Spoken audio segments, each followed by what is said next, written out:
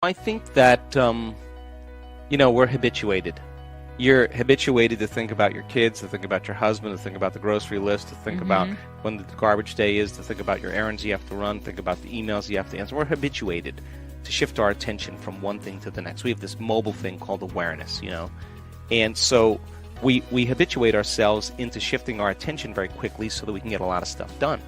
And when you do that, your brain waves kind of amplify into a higher aroused state called high beta brain waves. And that's good. That's good if you need to be alert. But as those thoughts come in, I don't really care that they come in. I'm just noticing they're coming in, but they're not the thoughts I want to put my attention on. So as you begin to have those thoughts coming in and you start applying a way to change your brain waves, in the beginning, just like when you work out, in the beginning, I don't want to do this, it hurts, and then halfway through the workout, you're totally involved in it, and your fatigue is gone, you're not thinking about anything else, you're clear. Well, you keep doing it. Our research shows that, and we just had a group of scientists study a bunch of our brain scans in Bond University in Australia, thousands and thousands of brain scans. She called me up and she said, we have never seen a community of people have the ability to change their brain waves so quickly. Like 4 seconds, 5 seconds, in 9 seconds. They've practiced it enough times that they know how to silence the critic in their brain. That thinking is the analytical mind. And as you learn how to change your brain waves, that default mode network, that voice in your head goes away. And our research shows that it goes away during the meditation, and then it goes away for the majority of the day. So nobody's saying to you, you can, it's too hard, you're too much like your mother, you're never going to change, it didn't work last time. That's silenced in the brain. So it's not so much that you have to try to get those thoughts out of there. You just know that they're going to come, and you keep directing your thought at something else, and you keep applying the formula. Sooner or later, the chatter just goes away, and that's the relief. And you practice it, then you know when you're there and you know when you're not. And so when I do my inner work, the most important thing for me is to settle into that present moment, because when there's significant biological changes that are taking place in the brain and the heart, sometimes you feel so amazing you don't want anything any longer. You feel like you have everything, and that's what I call the natural state of being. There's coherence, high level of order in the brain. The brain is synchronized, it's orderly.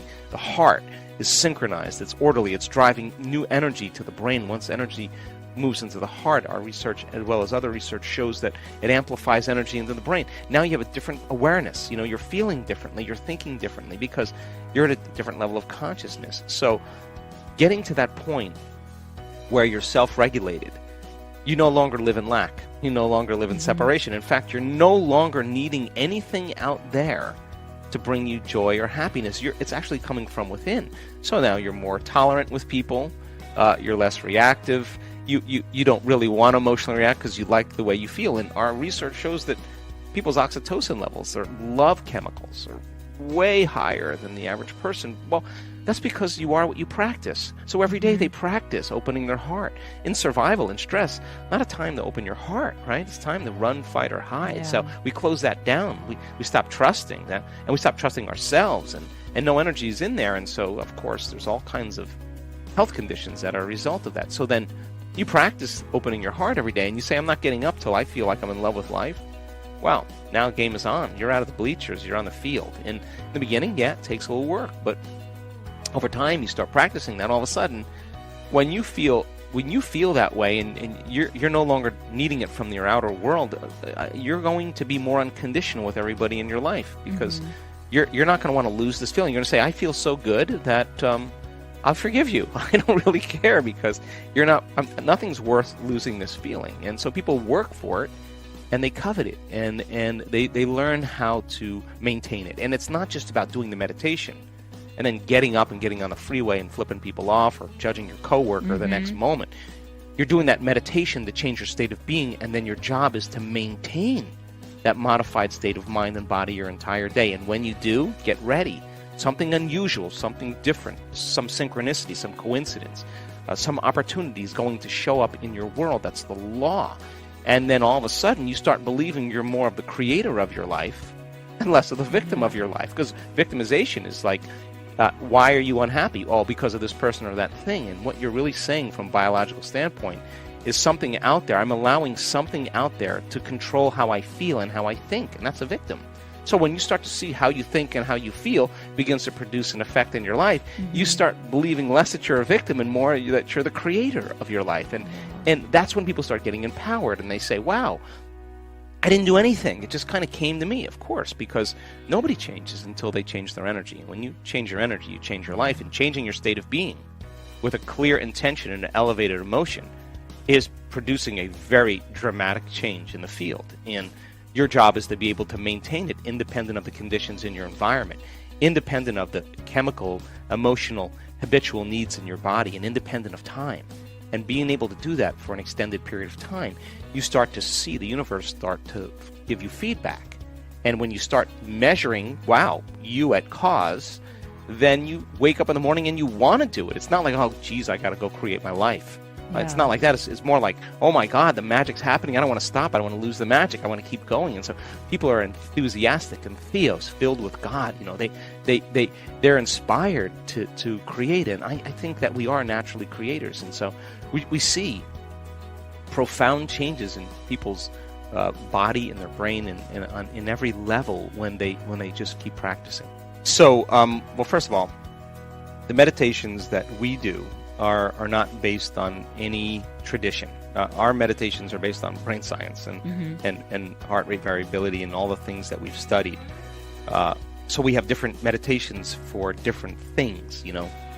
But a simple thing to do, really simple, it's such an easy thing, is when you wake up in the morning, instead of remembering your problems and getting into those feelings or getting up and doing your routine, sit up, close your eyes, and ask yourself, okay, who do I want to be today?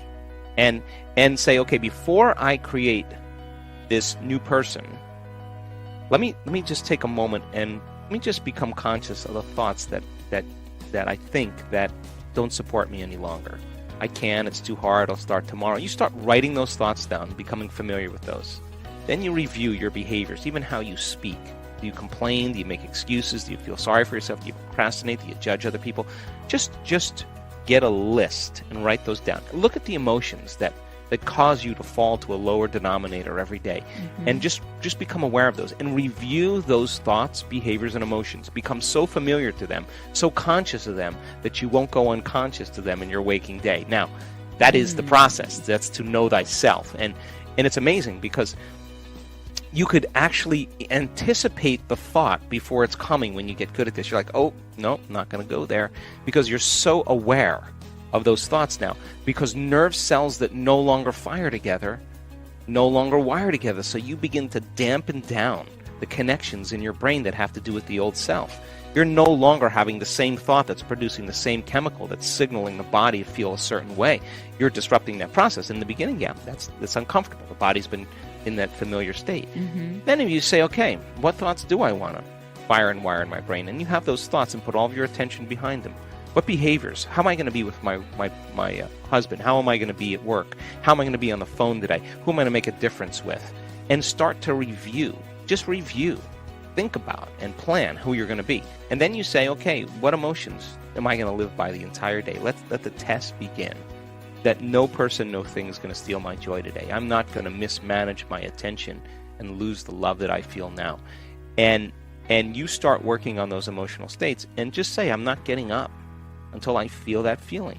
Now, that little small exercise of just deciding who you no longer want to be and reviewing who you do want to be takes 20 minutes.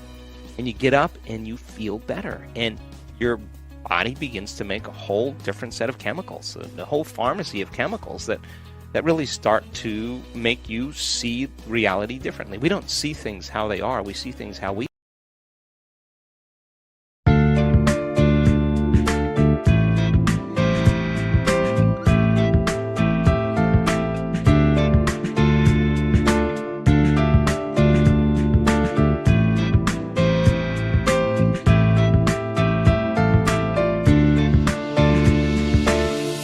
changed my life with your words and motivation.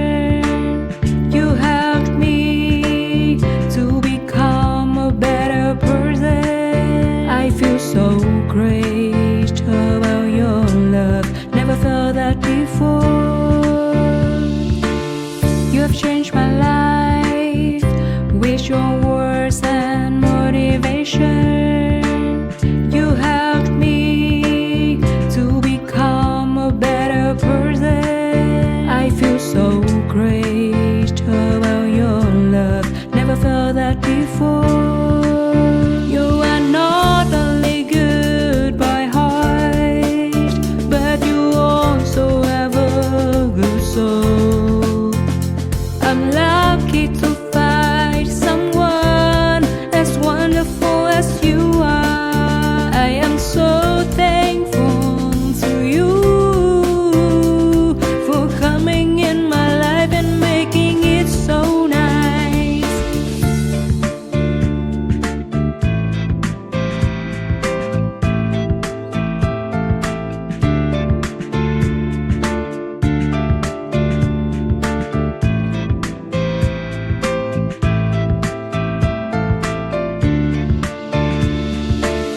You have changed my life with your words and motivation.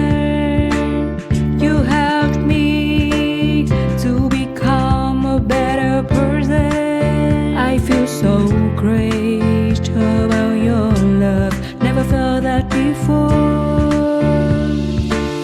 You have changed my life with your words and motivation. You helped me to become a better person. I feel so great about your love. Never felt that before.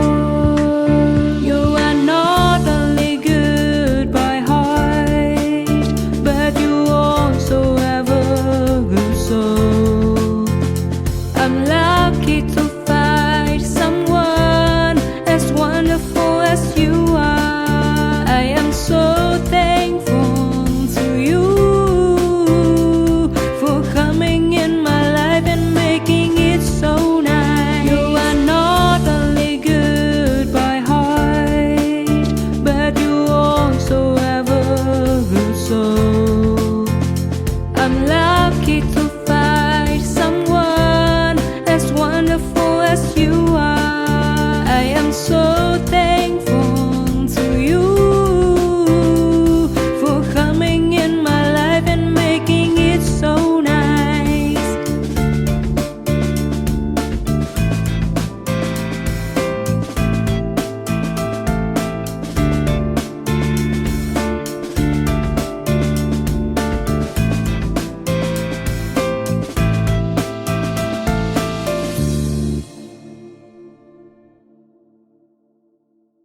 You are. So when you change who you are, you're going to get a broader spectrum of the way the world really is. And look, people who are unhappy with themselves are unhappy with everybody. People who hate other people, they hate themselves. People who judge other people, they're always judging themselves. People who love themselves love other people. People who are happy with themselves are happy with other people. And you can say to me, well, it was this person or that thing that did it to me 25 years ago. And I'm going to say to you, wow, that means you haven't changed in 25 years. That experience was the end of your evolution, because when you say that person or that experience did it to me, you're saying I stopped growing and changing in that moment. And the stronger the emotion you feel, the more altered you feel, the more you put your attention on that person. So then it makes total sense then that the latest research on memory says that 50% of what we talk about in our past isn't even the truth, that memory is creative. We make stuff up. Yeah, there's research on memory that says that when you tell a story of your past, that you don't have the same brain that you did at that moment, that 50% of that you embellish.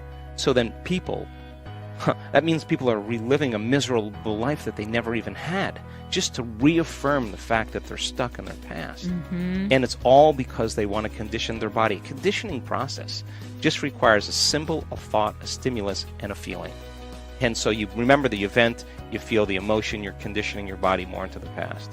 And yeah, you're right. But valid or not, let's take that person, let's put him in a rocket and shoot him to the moon. Now what? What do you want to do now? Yeah. I mean, you're still left with you, right? And so then what we know is that getting people out of that state, bringing them up to the present moment, when they start letting go when they finally let go, the freedom that they feel, the joy that they feel, causes them to naturally feel these elevated emotions. So the overcoming process, that is such an important element, because most people, I just want to focus on the positive. I don't want to really, well, no. If 95% of you is an unconscious set of programs, you got to become conscious of them so you don't go unconscious during your normal day, because you'll go right back into the unconscious habit and thinking the same way, acting the same way, feeling the same way, and wondering why your life isn't changing. Mm-hmm. And that's the work. Wow, what a great video! I hope you enjoyed this amazing interview with Dr. Joe Dispenza. We are continuing with our daily practice of completing the inspiring quotes. You need to complete the quote with the words that are missing, and if you can do it first and give us the right answer, you're the daily winner.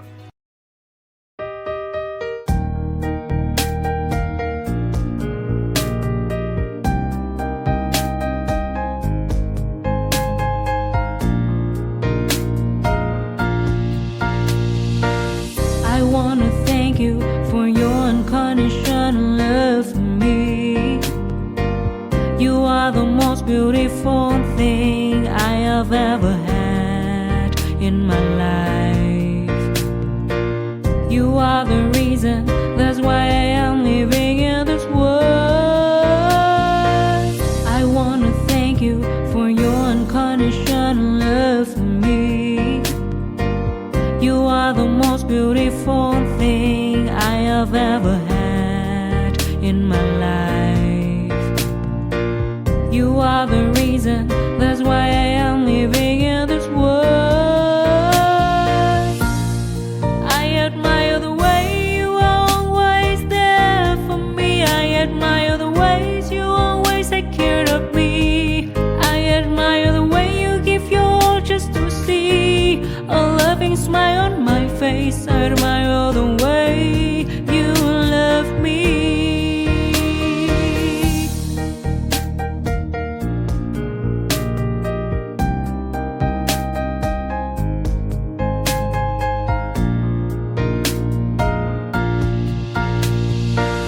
I wanna thank you for your unconditional love for me. You are the most beautiful thing I have ever had in my life. You are the reason, that's why I am living in this world. I admire the way you are always there for me. I admire the ways you always take care of me. I admire the way you give your all just to see a loving smile on my face. I admire the way you love me. I admire the way you are always there for me. I admire the ways you always take care of me. I admire the way you give your all just to see a loving smile on my face. I admire the way you love me.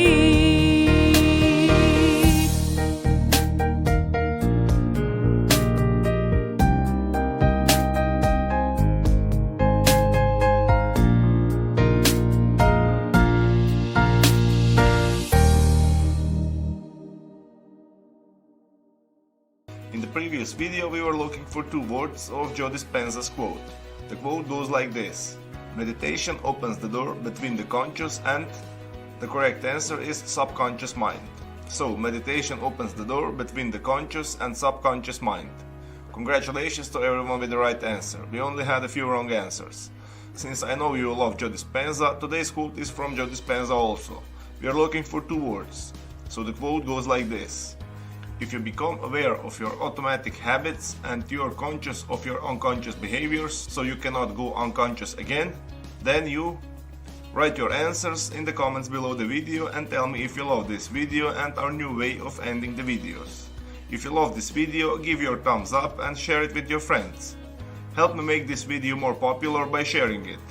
Even if you're not sure what the right answer is, try and guess. The first one with the correct answer is the winner. So don't forget to subscribe and hit that bell button so you don't miss my new videos and new challenges. If you really like what we do here and want to support us, you can join our channel and our community for a symbolic fee and gain many other additional features. You can do that by clicking the join button next to the subscribe button. or you can click on the link in the description of this video. Stay good and have a great day!